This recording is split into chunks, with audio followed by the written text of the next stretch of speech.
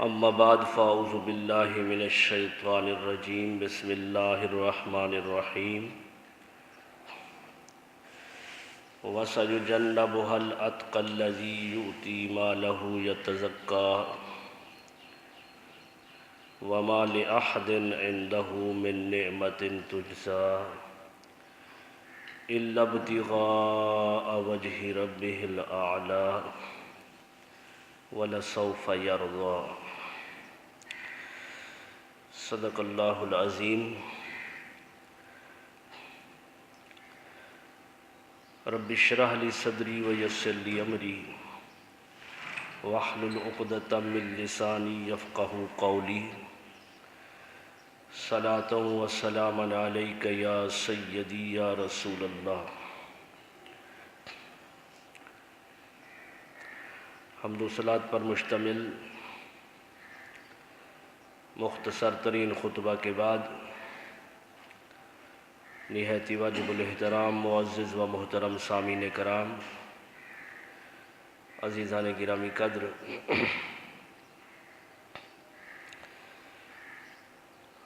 بندہ ناچیز نے، حقیر نے، فقیر نے آپ احباب کے سامنے اللہ تبارک و تعالیٰ کی مقدس و مطہر کتاب میں سے مقدس آیات کریمہ کو تلاوت کرنے کا شرف حاصل کیا ہے۔ دعا گو ہوں کہ اللہ تبارک و تعالیٰ مجھ بندہ ناچیز کو حق اور سچ کہنے کی توفیق عطا فرمائے، اور اللہ تبارک و تعالیٰ عمل کی توفیق عطا فرمائے۔ گزشتہ جمعۃ المبارک پر تاجدار صداقت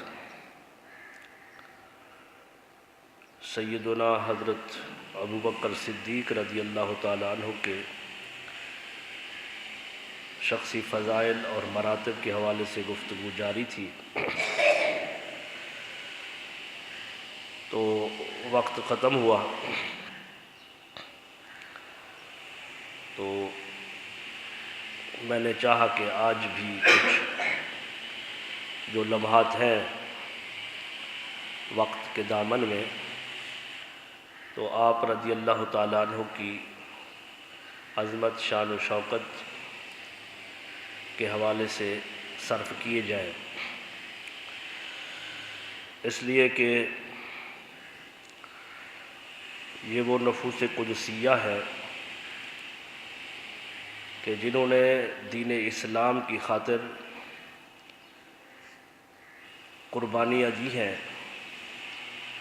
اسلام پھلا پھولا ہے تو انہی کی قربانیوں کی وجہ سے۔ آپ رضی اللہ تعالیٰ عنہ یا دیگر حضور علیہ السلام کے اصحاب رضی اللہ تعالیٰ عنہم، ان کے ذکر و اذکار کو سن کر دلوں کو جلا تو ملتی ہی ہے، اور حقیقت کے اندر ان کے ذکر و اذکار، ان کے کارناموں کو سن کر اپنی راہ کو متعین کرنا مقصود ہوتا ہے کہ جس راستے پر آقا انعامدار صلی اللہ علیہ وآلہ وسلم، جس کو اللہ تبارک و تعالیٰ نے نمونہ بنایا کہ میری حبیب کی ذات تمہارے لیے نمونہ ہے، اور رسول اللہ صلی اللہ علیہ وسلم کی ذات کو نمونہ سمجھا پھر صحابہ نے، جس طرح حضور علیہ السلام نے کیا، افعال و اقوال کے اندر صحابہ نے ایسا کر کے دکھایا۔ تو زیادہ کوشش یہی ہونی چاہیے کہ واقعات کو بھی یاد رکھنا ہماری ضرورت ہے، اپنی اولاد کو بھی ان کے متعلق بتانا وقت کی ضرورت ہے۔ ان نفوس قدسیہ کا احسان ہے ہمارے اوپر، لیکن صرف واقعات ان کی شخصی فضائل سنانے کا صرف یہی مقصد نہیں ہوتا ہے کہ وہ ایسے تھے ایسے تھے، مقصد یہ ہے کہ وہ ایسے تھے تو ہم نے بھی اسی طرح بننا ہے۔ اسی طرح ہو نہیں سکتے، وہ قرون اولیٰ کے لوگ تھے جن کے متعلق آقا علیہ الصلوۃ والسلام نے فرمایا کہ سب سے افضل زمانہ میرا ہے، لیکن کوشش تو ہے، کوشش ہونی چاہیے۔ اور اللہ تبارک و تعالیٰ نے کرم کیا، جس پر اللہ کا کرم ابھی بھی ہوتا ہے تو وہ اللہ تبارک و تعالیٰ کے احکامات کی پیروی اور اس کے پیارے حبیب صلی اللہ علیہ وسلم کی سنتوں کی پیروی پر گامزن ہوتا ہے۔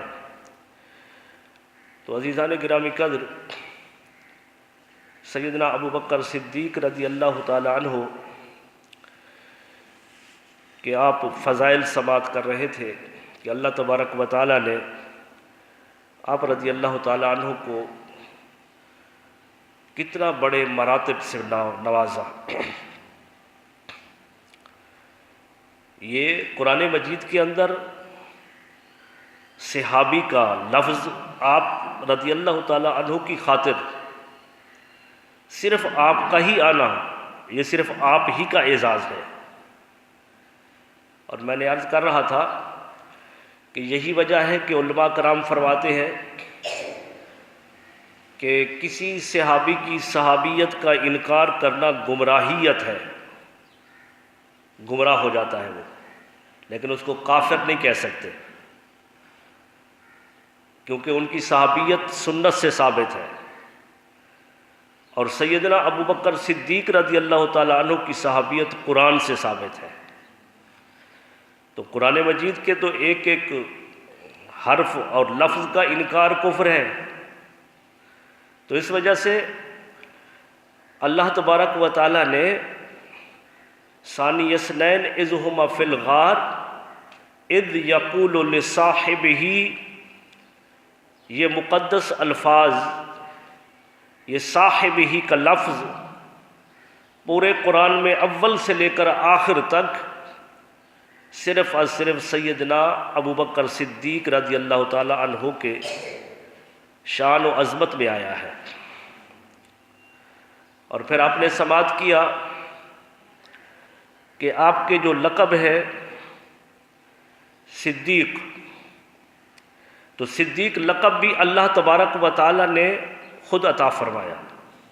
تاریخ نے نہیں دیا۔ اور اس کے بعد آپ رضی اللہ تعالی عنہ کا لقب ہے عتیق، تو عتیق کا لقب بھی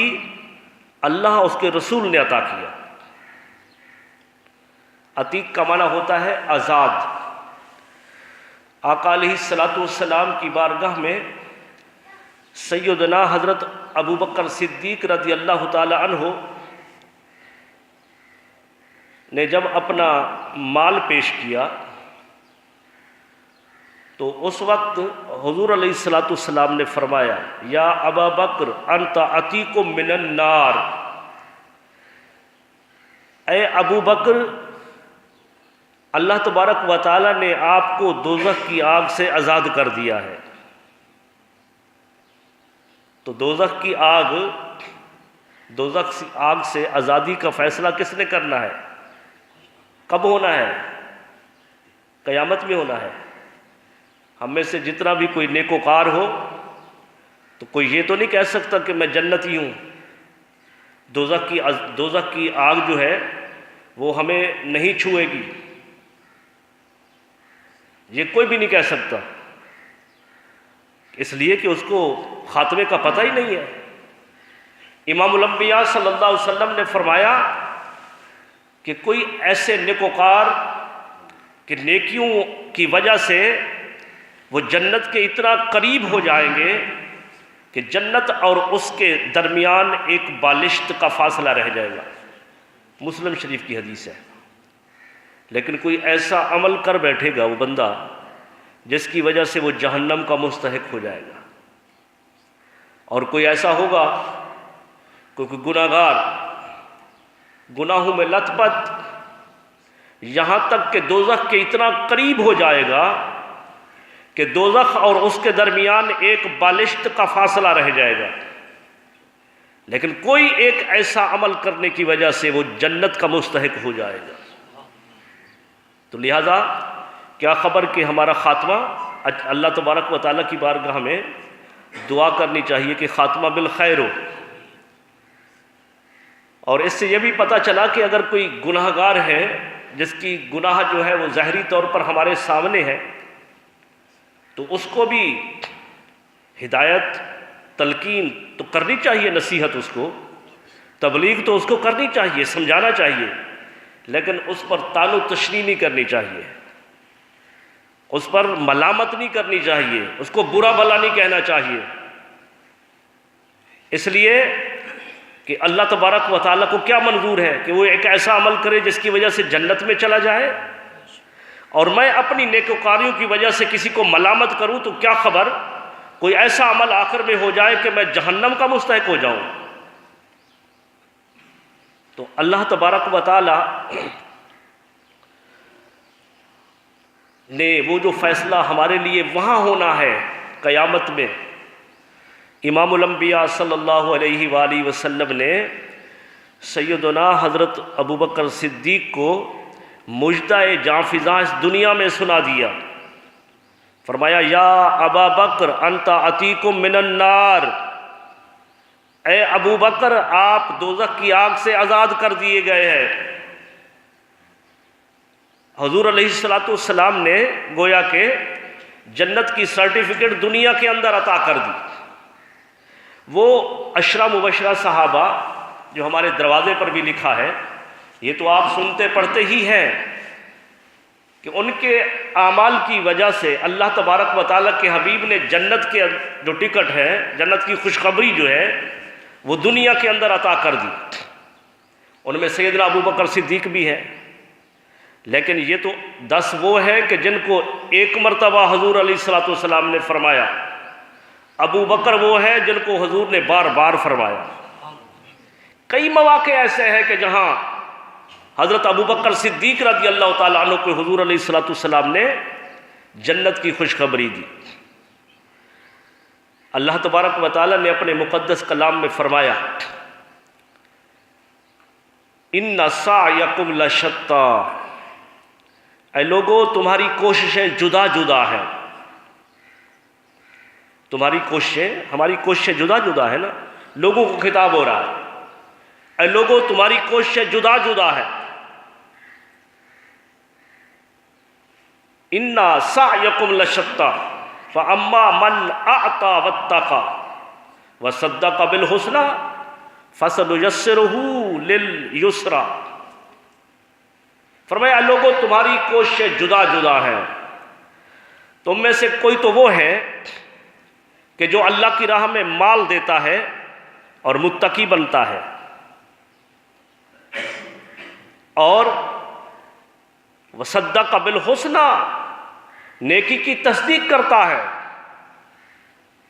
تو ہم ایسے کے لیے جو ایسا کرتا ہے ہم اس کے لیے آسانی کے راستے کشادہ کر دیتے ہیں۔ وَأَمَّا مَنْ بَخِلَ وَاسْتَغْنَىٰ، اور تم میں سے کوئی وہ ہے کہ جو مال پر بخل کرتا ہے، مال پر سانپ بن کر بیٹھتا ہے، مال کو کم نہیں ہونے دیتا، اور مستغنی بنتا ہے، اللہ کی بارگاہ میں مستغنی بنتا ہے جبکہ اسی کی ذات مستغنی ہے، اور کذب بالحسنی نیکی کو جھٹلاتا ہے، فسنیسرہ للعسری، ہم ایسے کے لیے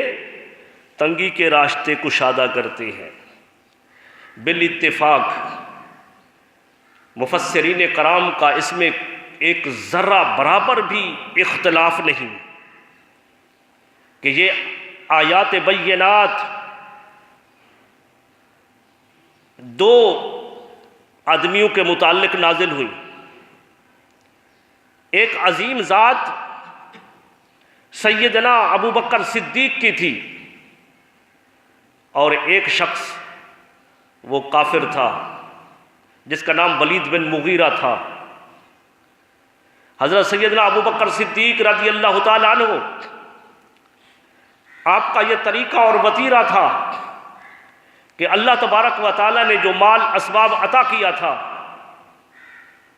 وہ اللہ تبارک و تعالیٰ کی بارگاہ میں اس کی رضا کی خاطر لوٹاتے تھے۔ نادار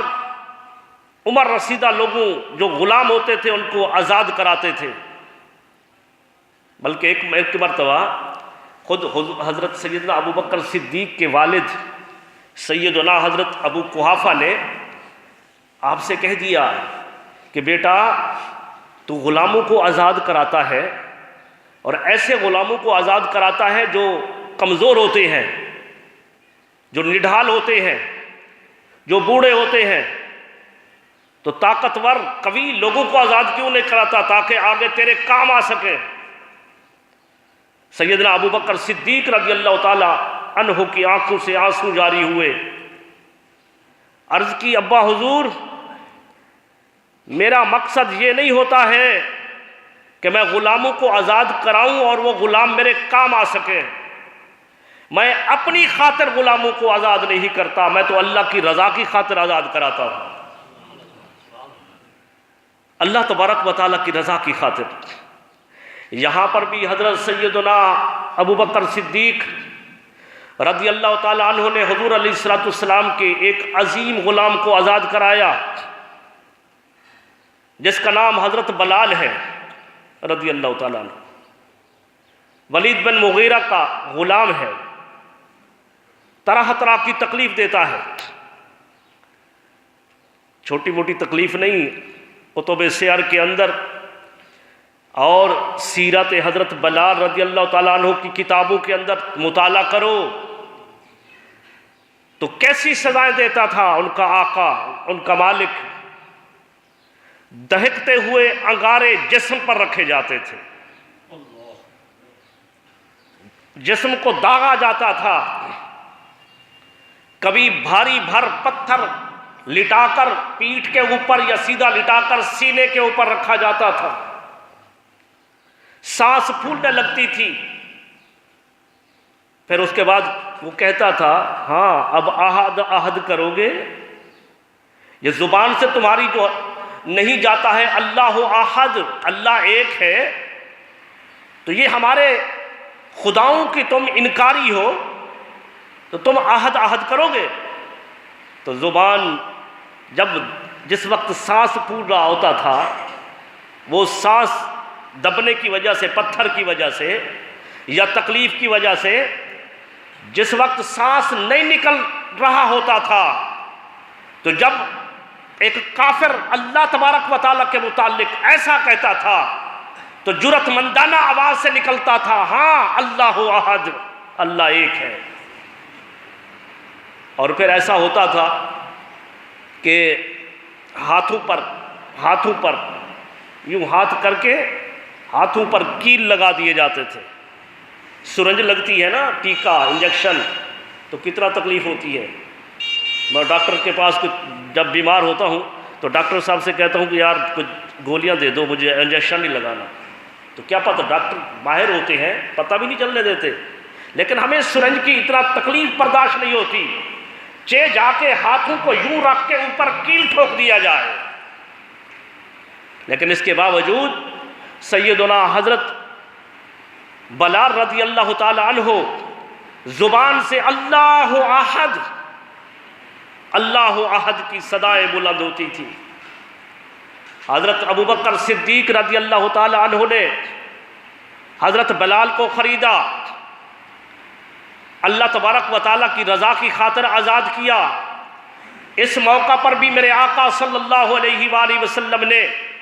سیدنا ابو بکر صدیق رضی اللہ تعالیٰ عنہ کو جنت کی خوشخبری سنائی۔ اللہ تبارک و تعالیٰ نے، یہ تو حضور صلی اللہ علیہ وسلم نے جنت کی خوشخبری سنائی، رب کائنات نے قرآن میں سورہ نازل فرمائی، سورہ لیل، جس کی ابتدائی آیات کریمہ میں نے تلاوت کی۔ اللہ تبارک و تعالیٰ نے فرمایا لوگوں تمہاری کوششیں جدا جدا ہیں، ان سعیکم لشتی، تمہاری کوششیں جدا جدا ہیں، فَأَمَّا مَنْ أَعْطَى وَاتَّقَى، تم میں سے کوئی تو وہ ہے جو اللہ کی بارگاہ میں مال دیتا ہے، مال دینے کی وجہ سے متقی بن جاتا ہے، وَصَدَّقَ بِالْحُسْنَى، نیکی کی تصدیق کرتا ہے، فَسَنُيَسِّرُهُ لِلْيُسْرَىٰ، جو ایسا کرتا ہے ہم اس کے لیے آسانی کی راہوں کو کشادہ کر دیتے ہیں۔ وَأَمَّا مَنْ بَخِلَ وَاسْتَغْنَىٰ، اور تم میں سے کوئی وہ ہے کہ جو بخل کرتا ہے، مال خرچ نہیں کرتا، مستغنی بنتا ہے، بے پرواہ بنتا ہے، وَقَذَّبَ بِالْحُسْنَىٰ، اور نیکی کو جھٹلاتا ہے، فَسَنُيَسِّرُهُ لِلْعُسْرَىٰ، ایسے کے لیے ہم تنگی کے راستے کشادہ کرتے ہیں۔ فرمایا سنو، وہ جو مال اللہ کی خاطر دیتا ہے، جو متقی بنتا ہے، جو نیکی کی تصدیق کرتا ہے، جن کی خاطر ہم نے آسانی کے راستوں کو کشادہ کیا ہے، وہ ذات ابو بکر صدیق کی ہے۔ اور وہ جو بخل کرتا ہے، جو بے پرواہ بنتا ہے، نیکی کو جھٹلاتا ہے، جن کی خاطر ہم نے مشکلات کے راستوں کو کشادہ کر دیا ہے، وہ ذات ولید بن مغیرہ کی ہے۔ تو اللہ تبارک و تعالیٰ نے دو شخصوں کا ذکر کیا، ایک کی عظمت کو بیان کیا، ایک کی مذمت کی۔ تو سیدنا ابو بکر صدیق رضی اللہ تعالیٰ عنہ وہ عظیم ذات ہے کہ اگر مال بھی خرچ کرے تو اللہ تبارک و تعالیٰ ان کے مال کا ذکر اپنے مقدس کلام میں فرماتا ہے۔ حضور علیہ السلام تو فرماتے ہی ہیں کہ جس وقت آپ نے اسلام قبول کیا اور درہم و دینار لے کر حضور علیہ السلام کی بارگاہ میں پیش کر دیے، تو حدیث پاک میں آتا ہے کہ آقا انعامدار صلی اللہ علیہ وآلہ وسلم نے وہ درہم و دینار اپنی گود میں لیے، یوں ہاتھ کر کے اس درہم و دینار کو پلٹاتے تھے، ان کو پلٹاتے تھے، ان سے آواز پیدا ہوتی تھی جیسے سکے والے نوٹ سے آواز پیدا ہوتی ہے۔ اور آقا علیہ السلام بارہا فرما رہے تھے کہ آج کے بعد ابو بکر پر کچھ نہیں ہے، آج کے بعد ابو بکر پر کچھ نہیں ہے۔ اور ایک روایت میں آیا کہ آپ نے اس وقت بھی فرمایا کہ آج کے بعد اللہ تبارک و تعالیٰ نے ابو بکر صدیق رضی اللہ تعالیٰ عنہ کو آگ سے، جہنم کی آگ سے آزاد کر دیا ہے۔ تو عزیزان گرامی قدر، اسی مضمون کو قرآن مجید بیان کرتا ہے اسی سورہ مبارکہ میں۔ ارشاد فرمایا وَسَيُجَنَّبُهَا الْأَتْقَى، یہ سین اور صوفہ عربی گرامر کے اندر، عربی زبان کے اندر جہاں سین اور صوفہ آ جائے، یعنی ایک محاورہ چل رہا ہے اور جیسے یہاں آیا وَسَيُجَنَّبُ، جیسے یہاں آیا سین، کہیں آتا ہے صوفہ، تو سین اور صوفہ تردد کے لیے آتا ہے، شک کے لیے آتا ہے، عربی زبان کا قاعدہ ہے، قانون ہے۔ لیکن اگر سین اور صوفہ اللہ اس کا رسول فرما دے، عربی گرامر کو جاننے والا کوئی یہ الفاظ استعمال کرے، قرآن و حدیث نہ ہو، اپنا محاورہ بیان کرے، سین اور صوفہ بیان کرے، تو تردد کا معنی آتا ہے، شک والا معنی آتا ہے۔ لیکن اللہ اس کا رسول جب فرما دے تو معنی تردد والا نہیں ہوتا، معنی یقین والا ہوتا ہے۔ اس لیے کہ اللہ اس کا رسول شک والی باتیں کرتے ہیں کیا؟ ایسا ہوتا ہے کہ اللہ اس کو شک والی باتیں کرے؟ ارے اللہ اس کا رسول، اللہ تبارک و تعالی وہ قادر مطلق ہونے کے حوالے سے، علی کل شیء قدیر ہونے کے حوالے سے، خالق کل ہونے کے حوالے سے وہ شک کرنے والی بات سے پاک ہے۔ اس کا حبیب اللہ تبارک و تعالیٰ کی عطا کے علم سے، جو اللہ نے انہیں علم عطا کیا ہے، وہ بھی شک والی بات کرنے سے آزاد ہے۔ شک والی باتیں اللہ اس کا رسول نہیں کرتا۔ تو رب کائنات نے اس مقام پر فرمایا وَسَيُجَنَّبُهَا الْأَتْقَى۔ اب اس میں یہ معنی نہیں ہے کہ ہو سکتا ہے کہ دوزخ کی آگ سے چھٹکارا پا جائے۔ کون؟ اتقا، جو وہ زیادہ متقی ہے۔ اس میں تفضیل کا صیغہ ہے اتقا، وہ جو سب سے زیادہ متقی ہے، ہو سکتا ہے کہ وہ جہنم کی آگ سے آزاد ہو جائے۔ تو جب یہ معنی کریں گے تو کیا ذہن میں آئے گا؟ بھی ہو بھی سکتا ہے، نہیں بھی ہو سکتا، ہو بھی سکتا ہے اور نہیں بھی ہو سکتا۔ لیکن چونکہ یہ بات اللہ تبارک و تعالی نے فرمائی ہے وَسَيُجَنَّبُهَا الْأَتْقَى، تو اب اس کا ہو سکتا معنی نہیں کریں گے، معنی کریں گے یقیناً دوزخ کی آگ سے چھٹکارا پا گیا۔ کون؟ وہ جو اتقا ہے، وہ جو اتقا ہے، جو سب سے بڑا متقی ہے۔ اور اس پر بھی مفسرین کرام کا کوئی کیل و کال نہیں۔ تمام مفسرین کرام اس پر، مفسرین کرام کا، علماء کرام کا اجماع ہے کہ یہ آیات بینات بھی سیدنا ابو بکر صدیق رضی اللہ تعالی عنہ کے حق میں نازل ہوئی، ان کے حق میں نازل ہوئی۔ تو اللہ تبارک و تعالی نے فرمایا، گویا کہ اپنے حبیب کو فرمایا کہ وَسَيُجَنَّبُهَا الْأَتْقَى، اے حبیب صلی اللہ علیہ وسلم، یہ جو آپ کا ساتھی ہے، صاحب ہے، آپ کا مصاحب ہے، دوست ہے، یقیناً یہ دوزخ کی آگ سے چھٹکارا پا گیا۔ کیوں؟ اس وجہ سے کہ غزوہ تبوک کے موقع پر اس نے سارا کچھ لا کر آپ کے قدموں میں نچھاور کر دیا۔ یہ آیات بینات اس وقت نازل ہوئیں جب حضور علیہ السلام صحابہ کرام کو ترغیب دے رہے تھے کہ میرے غلاموں، تمہارے مال اور جان کی اسلام کو ضرورت ہے۔ جانیں تو اپنے ہتھیلی پر رکھتے تھے صحابہ کرام، لیکن جب مال کی ضرورت کا اعلان ہوا تو صحابہ کرام اپنے گھروں میں گئے۔ جو کسی کی استطاعت تھی، ارے یہی موقع تھا جب سیدنا عثمان غنی رضی اللہ تعالیٰ عنہ نے 1000 اونٹ بما ساز و سامان اور بما اللہ کے پیارے حبیب صلی اللہ علیہ وسلم کے سامنے کھڑے ہو کر حضور اعلان فرماتے، یہ حضور کا غلام کھڑے ہو کر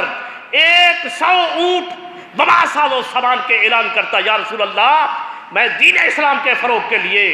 100 اونٹ بما ساز و سامان اور غلہ کے آپ کی بارگاہ میں پیش کرتا ہوں۔ حضور پھر اعلان فرماتے، پھر حضور کا غلام کھڑا ہو جاتا۔ 10 مرتبہ امام الانبیاء صلی اللہ علیہ وآلہ وسلم نے اعلان فرمایا تو سیدنا عثمان غنی 10ویں مرتبہ ہر دفعہ جو ہے ایک 100 اونٹ کا اعلان فرماتے گئے۔ آگے حضور نے اعلان نہیں فرمایا، اگر اعلان فرماتے تو پھر بھی ایسا ہوتا، لیکن یہی موقع تھا کہ سیدنا عمر فاروق رضی اللہ تعالیٰ عنہ نے دل میں سوچا کہ ہر موقع پر جو بھی موقع آتا ہے ابو بکر مجھ سے سبقت لے جاتا ہے، اور آج اللہ تبارک و تعالیٰ نے مال و اسباب کے اندر مجھے فروانی عطا کی ہے۔ آج میں حضور علیہ السلام کی بارگاہ میں اللہ تبارک و تعالیٰ کی رضا کے لیے اتنا مال پیش کر دوں گا کہ ابو بکر صدیق سبقت نہیں لے جا سکیں گے۔ گھر میں گئے، گھر کے سامان کو جمع کیا، 2 حصے کر دیے، ایک حصہ گھر والوں کے لیے چھوڑا، ایک حصے کو لے کر حضور علیہ السلام کی بارگاہ میں حاضر ہوئے۔ میرے آقا نے مال اسباب دیکھا، فرمایا ما ابقیت لأہلک یا عمر، اے عمر تو نے گھر والوں کے لیے کیا چھوڑا ہے؟ عرض کی یا رسول اللہ مال کا اثاثہ اس کے 2 حصے کیے، ایک حصہ گھر والوں کے لیے چھوڑ کر آیا ہوں اور ایک حصہ دین اسلام کے فروغ کے لیے آپ کی بارگاہ میں پیش کر دیا ہے۔ اتنے میں شمع رسالت کا وہ عظیم پروانہ سیدنا ابو بکر صدیق رضی اللہ تعالیٰ عنہ وہ گھر سے آ گئے۔ وہ گھر سے جب آئے تو سارا مال جو ہے وہ لے کر آئے۔ حدیث پاک میں آتا ہے، امام حاکم نے مستدرک میں بیان کیا ہے کہ گھر کے اندر کچھ نہ چھوڑا، ارے دیا سلائی تک نہ چھوڑا، گھر کے اندر دیے کے اندر جو مٹی کا تیل تھا وہ تک نہ چھوڑا۔ 2 چادریں زیب تن تھیں تو 2 چادروں میں سے ایک چادر جو ہے، ایک چادر اس کو زیب تن کر دیا۔ پھر وہ کم پڑتی تھی تو کھجور کے پتوں کے ساتھ ٹانکے لگا دیے۔ حضور علیہ السلام کی بارگاہ میں اس حالت کے اندر پہنچے میرے آقا نے پوچھا ما ابقیت لأہلک یا ابا بکر، اے ابو بکر آپ نے گھر والوں کے لیے کیا چھوڑا ہے؟ عرض کی یا رسول اللہ، گھر والوں کے لیے جو مال گھر کا اثاثہ تھا، جو کچھ بھی تھا، سب لا کر دین اسلام کی فروغ کی خاطر، اللہ تبارک و تعالیٰ کی رضا کی خاطر آپ کے قدموں میں نچھاور کر دیا ہے۔ گھر والوں کے لیے اللہ اس کا رسول چھوڑ کر آیا ہوں، اللہ اس کا رسول چھوڑ کر آیا ہوں۔ آگے امام مستدرک امام حاکم مستدرک میں فرماتے ہیں کہ پھر ایسا ہوا کہ جبریل امین اتر آئے، جبریل امین آئے، عرض کی یا رسول اللہ، اللہ تبارک و تعالیٰ نے آپ کی وساطت سے آپ کے اس یار غار، آپ کے اس غلام کو اللہ تبارک و تعالیٰ نے سلام بھیجا ہے، سلام بھیجا ہے اللہ تبارک و تعالیٰ نے، اور اللہ تبارک و تعالیٰ یہ سوال فرما رہا ہے، اللہ تبارک و تعالیٰ پوچھتا ہے کہ ابو بکر اس لباس میں کیوں ہے؟ یہ ایک لباس، ایک چادر اور اس کو کھجور کے پتوں سے ٹانکے لگائے ہیں، یہ اس لباس میں کیوں ہے؟ حضور علیہ السلام نے اپنے یار غار اور آج یار مزار کو اللہ تبارک و تعالیٰ کا یہ پیغام دیا، سلام دیا، اور ساتھ ہی پوچھا ابو بکر،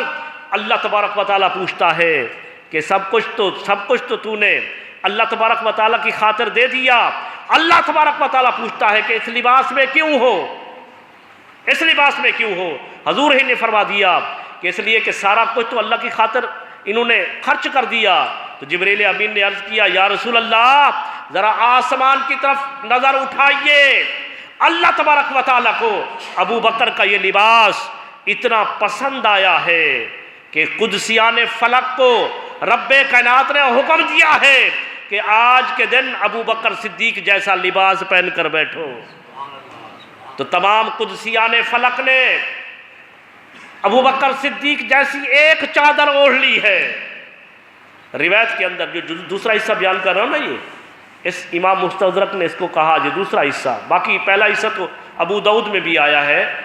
ترمذی میں بھی آیا ہے، دیگر کتابوں میں بھی آیا ہے، لیکن دوسرا حصہ جو بیان کر رہا ہوں تو اس میں کہا گیا کہ یہ حدیث ضعیف ہے۔ تو اگر ضعیف بھی ہو تو